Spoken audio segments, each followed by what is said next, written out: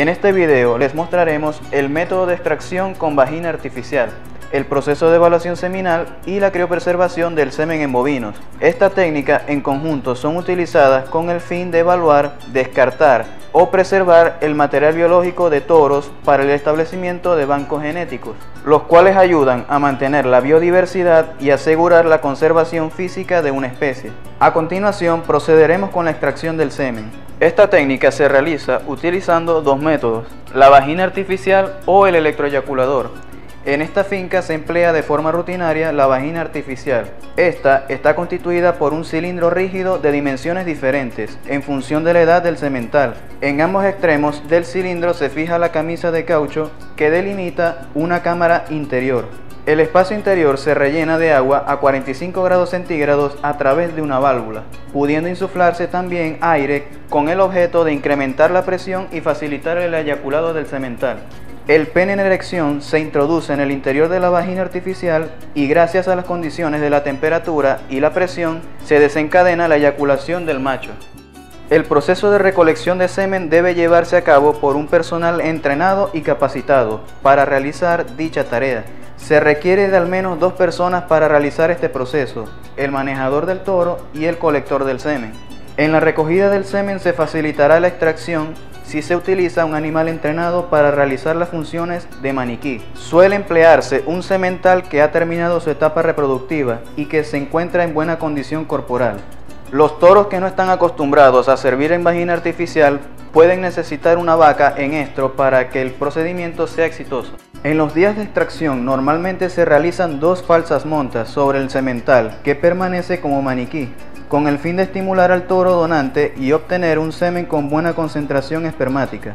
En la tercera monta se introduce el pene en la vagina artificial con el fin de provocar la eyaculación. Para considerar a un toro como apto reproductivo, asumiendo que es un animal clínicamente sano, debe cumplir con 3 requisitos básicos: buena libido, buen estado clínico reproductivo y buena calidad espermática.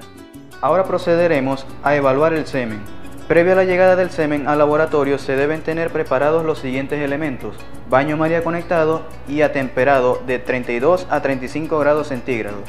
Colocamos dentro del baño tubos con citrato de sodio y la tinción de eosina. Conectamos la platina térmica del microscopio y colocamos sobre ella los portaobjetos necesarios para realizar la evaluación y los extendidos. Se recomienda realizar 2 extendidos por muestra y tenerlos previamente rotulados con el nombre del animal y la fecha. Preparar el material de laboratorio sobre la mesa en forma ordenada y tener siempre a mano la planilla de evaluación para no olvidar ningún paso. Una vez que el semen llega al laboratorio, se debe colocar en el baño María a una temperatura entre 32 y 35 grados centígrados para comenzar con su evaluación. La primera evaluación a realizar es la macroscópica, que consta de los siguientes pasos: evaluación del volumen, donde observamos directamente sobre el tubo. El volumen puede variar entre 2 y 12 ml. Observamos el color, donde consideraremos normales los colores que van del blanco al amarillento, siendo patológicos los colores rosado, marrón y verdoso. También evaluaremos la densidad del semen, que varía desde un semen acuoso, lechoso, lechoso cremoso hasta uno cremoso, estando directamente relacionado con la concentración. También se evaluará la motilidad en masa macroscópica, donde se evalúa observando el tubo de recolección y detectando la presencia o no del movimiento masal o de remolinos. Se considerará como positiva o negativa. Finalizada la evaluación macroscópica, se continúa con la evaluación microscópica, que consta de los siguientes pasos: la motilidad en masa microscópica, donde colocaremos una gota del semen puro sobre un portaobjeto atemperado de 36 a 37 grados centígrados. Se observa evaluando la presencia de ondas en la muestra, tomando una escala que va del 1 al 5, evaluando como 1 al semen que no presenta ondas y 5 cuando las ondas se mueven rápidamente formando remolinos. Consideraremos como valor mínimo de aceptación el 3 en la motilidad de masa microscópica. Se evaluará también la motilidad individual. Se debe observar y valorar subjetivamente los espermatozoides que se mueven en forma rectilínea y progresiva, siendo estos los que atraviesan el campo de observación. Los espermatozoides que giran en círculo o avanzan en forma oscilatoria se consideran que tienen movimientos anormales. El porcentaje que se indica es el de los espermatozoides con movimiento rectilíneo progresivo del total de espermatozoides aceptados. siendo el valor mínimo aceptable del 50%. Con esta información se calcula el número de espermatozoides viables en la muestra. Después se divide este número por el número deseado de pajuelas, generalmente 20 millones, y se calcula el total de pajuelas posibles con el semen obtenido. También se calcula el volumen de diluyente que se requiere para este número de pajuelas. El diluyente debe contener sustancias iónicas o no iónicas que mantengan la osmolaridad del medio, como el tris, una fuente lipoproteica de alto peso molecular como la yema de huevo o la leche descremada, y una fuente de energía como fructosa o glucosa, y un crioprotector, que el más utilizado para la criopreservación de semen bovino es el glicerol, a una concentración final en el diluyente del 7%. El diluyente puede venir en dos fracciones o en una fracción. Si viene en una fracción, simplemente se añade el diluyente al semen lo más rápido posible después de la colecta. Si son dos fracciones, lo que implica es que una fracción es simplemente buffer, que sería la fracción A, y la otra contiene el crioprotector, que generalmente es glicerol al 14%, sería la fracción B. Cuando son dos fracciones, la mitad del diluyente es A y la otra mitad es B. La fracción A se añade a temperatura ambiente y la fracción B se añade a una temperatura de 4 a 5 grados centígrados.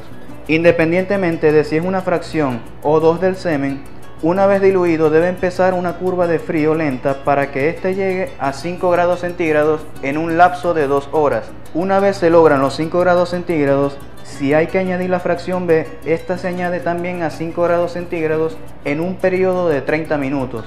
Después de diluido completamente el semen, viene el siguiente paso, que es el periodo de equilibrio, que puede durar entre 4 a 6 horas y se realiza a 5 grados centígrados. En este tiempo, el crioprotector penetra las membranas del espermatozoide para protegerlo de los daños que se pueden generar durante la criopreservación y la descongelación.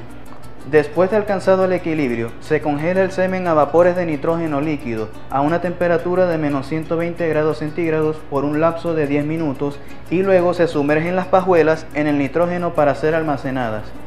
Es muy importante el proceso de evaluación del semen post-descongelación.